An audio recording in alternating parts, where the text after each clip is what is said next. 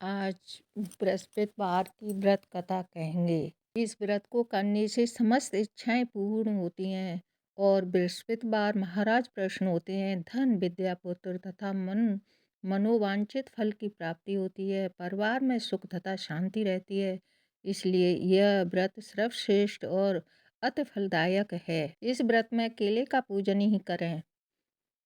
कहानी इस प्रकार है। भारतवर्ष में एक प्रतापी और दानी राजा राज करता था। वह नित्य गरीबों और ब्राह्मणों की सहायता करता था।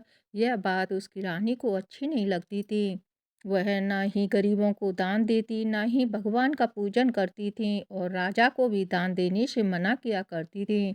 एक दिन राजा शिकार खेलने वन को गए हुए थे तो रानी महल में अकेली थी। उसी समय बृहस्पति देव साधु वेश में राजा के महल में भिक्षा के लिए गए और भिक्षा मांगी। रानी ने भिक्षा देने से इनकार कर दिया और कहा, हे साधु महाराज, मैं तो दान पुण्य से तो तंग आ गई हूँ। मेरा पति सारा धन लुटाता रहता है। मेरी इच्छा है कि हमारा धन नष्ट हो जाए, फिर न रहेगा बांस न बजेगी बांसुरी। साधु ने कहा, देवी तुम तो बड़ी विचित्र हो। धन संतान तो सभी चाहते हैं, पुत्र और लक्ष्मी तो पापी के घर में भी होनी चाहिए। यह तुम्हारे पास अधिक धन है तो भूखों को भोजन दो, प्यासों के लिए प्याऊ बनवाओ और मुसाफिरों के लिए धर्मशालाएं खुलवाओ। जो निर्धन अपनी कुंवारी कन्याओं का विवाह नहीं कर सकता उसका विवाह कराओ। ऐसे और कई काम हैं जिनके करने से तुम्हारा यश और लोक परलोक में फैलेगा। परंतु रानी पर उपदेश का कोई प्रभाव न पड़ा। वह बोली, महाराज आप मुझे कुछ न समझाइए। मैं ऐसा धन नहीं चाहती जो हर जगह बांटती फिरूं। साधु ने उत्तर दिया, यह तुम्हारी ऐसी इच्छा है तो तथास्तु। तुम ऐसा करना कि बृहस्पतिवार को घर को लीपकर पीली मिट्टी से अपना सिर धोकर स्नान करना, भट्टी छड़ाकर कपड़े धोना। ऐसा करने से आपका सारा धन नष्ट हो जाएगा। इतना कहकर वह साधु महाराज वहाँ से लूप हो गया और साधु के अनुसार ही कही बातों को पूरा करते हुए रानी को केवल 3 बृहस्पतिवार ही बीते थे कि उसकी समस्त धन संपत्ति नष्ट हो गई। भोजन के लिए राजा परिवार तरसने लगा। तब एक दिन राजा ने रानी से बोला कि हे रानी, तुम ही रहो, मैं दूसरे देश को जाता हूँ, क्योंकि यहाँ पर सभी लोग मुझे जानते हैं, इसलिए मैं कोई छोटा कार्य नहीं कर सकता। ऐसा कहकर राजा परदेश चला गया। वहाँ पर जंगल से लकड़ी काट कर लाता और शहर में बेचता। इस तरह अपना जीवन व्यतीत करने लगा। इधर राजा के परदेश जाते ही रानी और दासी दुखी रहने लगी। एक बार जब रानी और दासी को 7 दिन तक बिना भोजन के रहना पड़ा तो रानी ने अपनी दासी से कहा, ये दासी, पास ही के नगर में मेरी बहन रहती है, वह बड़ी धनवान है, तू उसके पास जा और कुछ ले आ ताकि थोड़ी बहुत गुजर हो जाएगी। दासी रानी की बहन के पास गई। उस दिन गुरुवार था और रानी की बहन उस समय बृहस्पतिवार का व्रत की कथा सुन रही थी। दासी ने रानी की बहन को अपनी रानी का संदेश दिया, लेकिन रानी की बड़ी बहन ने कोई उत्तर नहीं दिया। जब दासी को रानी की बहन से कोई उत्तर नहीं मिला तो वह बहुत दुखी हुई और उसे क्रोध भी आया। दासी ने वापस आकर रानी को सारी बातें बता दी। सुनकर रानी ने अपने भाग्य को कोसा। उधर रानी की बहन ने सोचा कि मेरी बहन की दासी आई थी, परंतु मैं उससे नहीं बोल पाई, जिससे वह बहुत दुखी हुई होगी। कथा सुनकर और पूजन समाप्त करके वो अपनी बहन के घर आ गई और कहने लगी, ए बहन, मैं बृहस्पतिवार का व्रत कर रही थी, तुम्हारी दासी मेरे घर आई थी, परंतु जब तक कथा होती है तब तक ना उठते हैं ना बोलते हैं, यह इसलिए मैं नहीं बोली। कहो दासी क्यों नहीं थी गई थी? रानी बोली, बहन तुमसे क्या छिपाऊं, हमारे घर में खाने तक का अनाज नहीं था। ऐसा कहते कहते रानी की आंखें भर आईं। उसने दासी समेत पिछले 7 दिनों से भूखे रहने तक की बात अपनी बहन को कही। रानी की बहन बोली, देखो बहन, भगवान बृहस्पतिवार देव सबकी मनोकामनाएं पूर्ण करते हैं। देखो शायद तुम्हारे घर में भी अनाज रखा हो। पहले तो रानी को विश्वास नहीं हुआ, पर बहन के आग्रह करने पर उसने अपनी दासी को अंदर भेजा तो उसे सचमुच अनाज से भरा एक घड़ा मिल गया। यह देखकर दासी को बड़ी हैरानी हुई। दासी रानी से कहने लगी, हे रानी, जब हमको भोजन नहीं मिलता तो हम व्रत ही करते हैं, इसलिए क्यों न हम इस व्रत और कथा की विधि पूछ ली जाए, ताकि हम भी व्रत किया करेंगे। तब रानी ने अपनी बहन से बृहस्पतिवार के व्रत के बारे में पूछा। उसकी बहन ने बताया, बृहस्पतिवार के व्रत में चने की दाल और मुनक्का से विष्णु भगवान का केले की जड़ में पूजन करें तथा दीपक जलाएं, व्रत कथा सुने और पीला भोजन ही करें। इससे बृहस्पति देव प्रसन्न होते हैं। व्रत और पूजन विधि बतलाकर रानी की बहन अपने घर को लौट आई। 7 दिन के बाद जब गुरुवार आया तो रानी और दासी ने व्रत रखा। गुड़साल में जाकर चना और गुड़ भी लाई। फिर उससे केले की जड़ तथा विष्णु भगवान का पूजन किया। अब पीला भोजन कहाँ से आए, इस बात को लेकर दोनों बहुत दुखी थे। चूंकि उन्होंने व्रत रखा था, इसलिए बृहस्पति देव प्रसन्न थे। इसलिए वे एक साधारण व्यक्ति का रूप धारण कर 2 थालों में सुंदर पीला भोजन दासी को दे गए। भोजन पाकर दासी प्रसन्न हुई और फिर रानी के साथ मिलकर भोजन ग्रहण किया। इसके बाद वे सभी गुरुवार को व्रत और पूजन करने लगीं। बृहस्पतिवार भगवान की कृपा से उनके पास से धन संपत्ति आ गई, परंतु रानी फिर से पहले की तरह आलस्य करने लगी।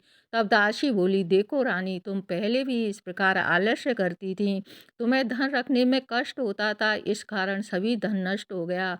और अब जब भगवान विष्णुदेव की कृपा से धन मिला है तो तुम्हें फिर से आलस्य होता है। रानी को समझाते हुए दासी कहती है कि बड़ी मुसीबतों के बाद हमने यह धन पाया है, इसलिए हमें दान पुण्य करना चाहिए, भूखे मनुष्यों को भोजन कराना चाहिए और धन को शुभ कार्यों में खर्च करना चाहिए, जिससे तुम्हारे कुल का यश बढ़ेगा, स्वर्ग की प्राप्ति होगी और पितृ प्रसन्न होंगे।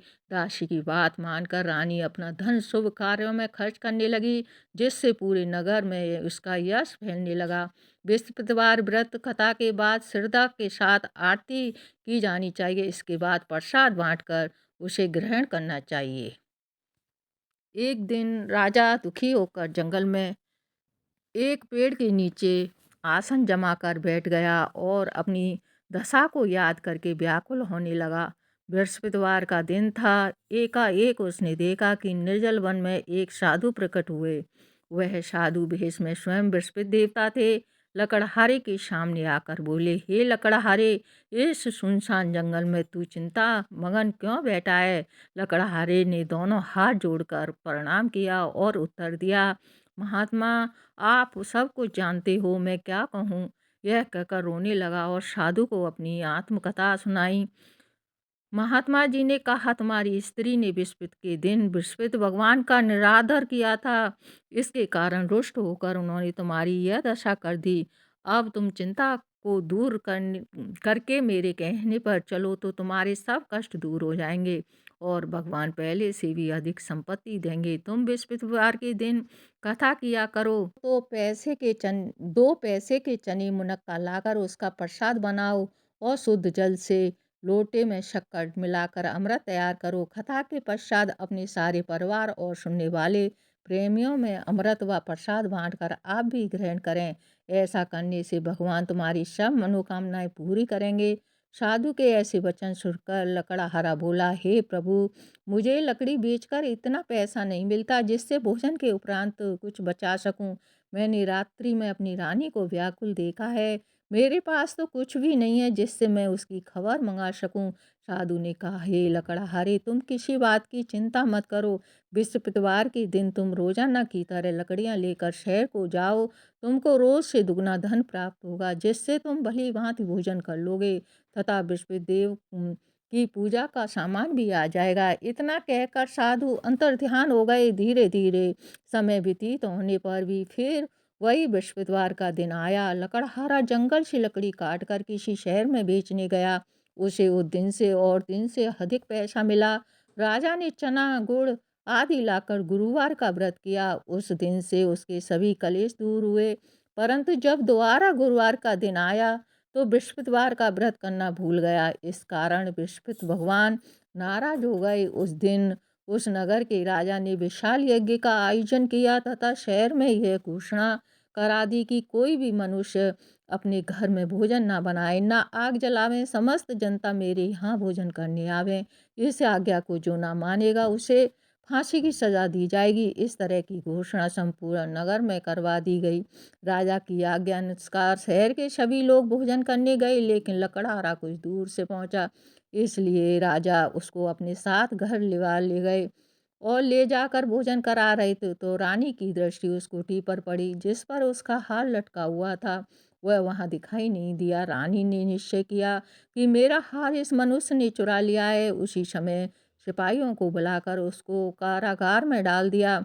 जब लकड़हारा कारागार में पड़ गया और बहुत दुखी होकर विचार करने लगा कि ना जाने कौन से पूर्व जन्म के कर्म से मेरे मुझे यह दुख प्राप्त हुआ है, और उसी साधु को याद करने लगा जो जंगल में मिला था। उसी समय तत्काल विश्वदेव साधु के रूप में प्रकट हुए और उसकी दशा को देखकर कहने लगे, अरे मूर्ख, तूने विश्वदेव की कथा नहीं करी, इस कारण तुम दुख प्राप्त हुआ है। अब चिंता मत करो। बृहस्पतिवार के दिन कारागार के दरवाजे पर 4 पैसे मड़े पड़े मिलेंगे, उनसे तू विश्वदेव की पूजा करना, तेरे सभी कष्ट दूर हो जाएंगे।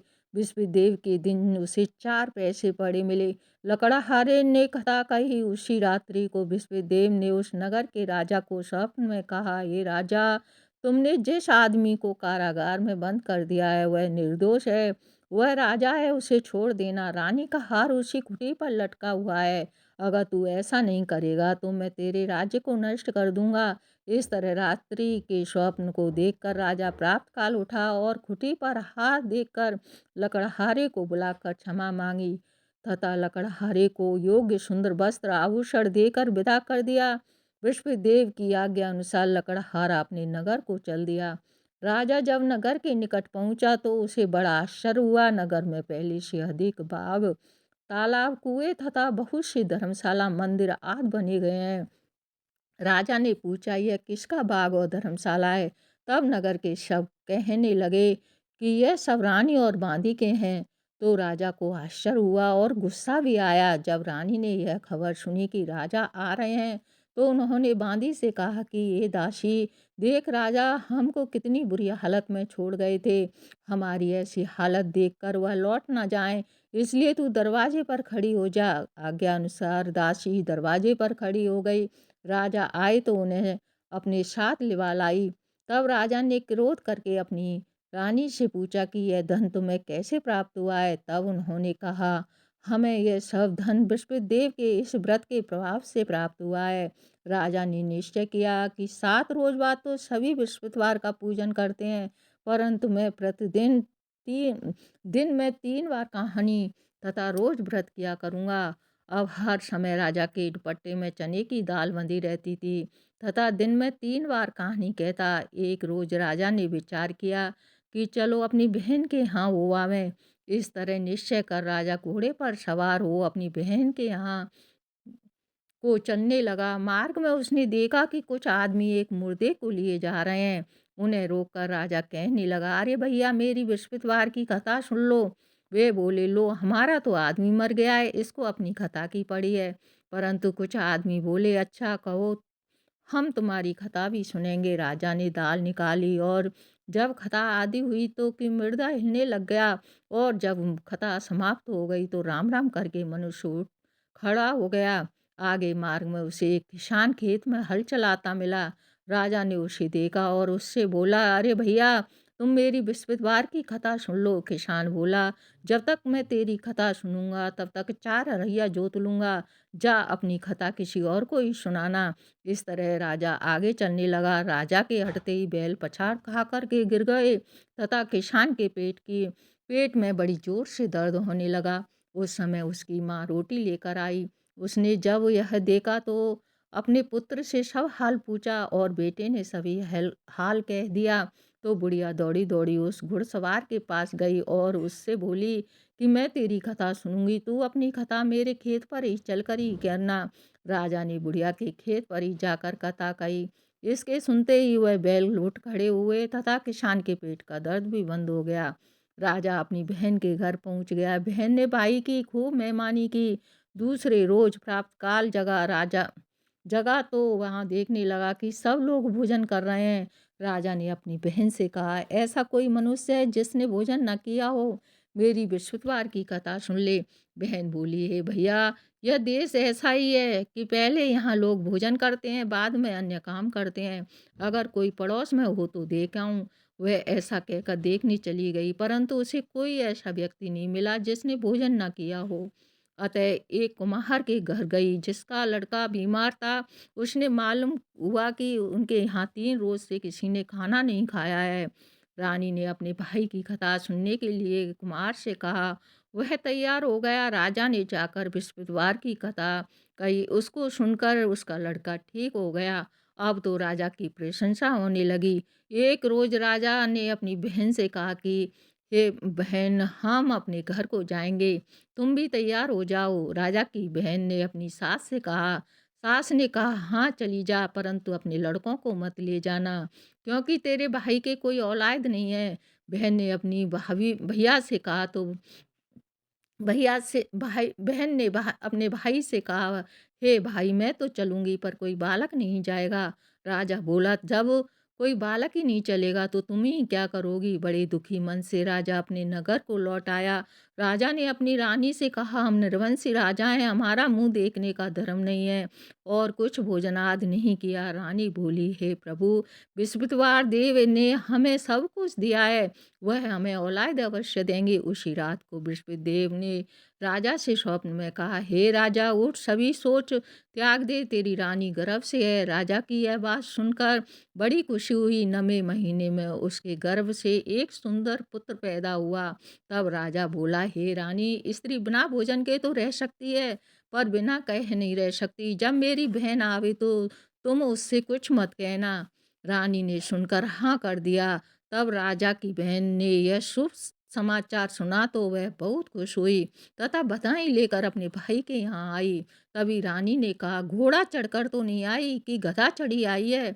राजा की बहन बोली, भाभी, मैं इस प्रकार न कहती तो तुम्हें औलाद कैसे मिलती। बृहस्पति देव ऐसे ही हैं, जैसी जिसके मन में कामना है सबको पूर्ण करते हैं। जो सद्भावना पूर्वक बृहस्पतिवार का व्रत करता है एवं कथा पढ़ता है अथवा सुनता है, दूसरों को सुनाता है, बृहस्पति देव उनकी सभी मनोकामनाएं पूर्ण करते हैं। जैसी सच्ची भावना से रानी और राजा ने उसकी कथा का गुणगान किया तो उनकी सभी इच्छाएं बृहस्पति देव जी ने पूर्ण की थी। इसलिए पूर्ण कथा सुनने के बाद प्रसाद लेकर जाना चाहिए। हृदय से उनका मनन करते हुए जय जयकार बोलना चाहिए। बोलो बृहस्पति देव की जय, बोलो विष्णु विष्णु बोलो भगवान विष्णु की जय, श्री बृहस्पति देव जी की जय।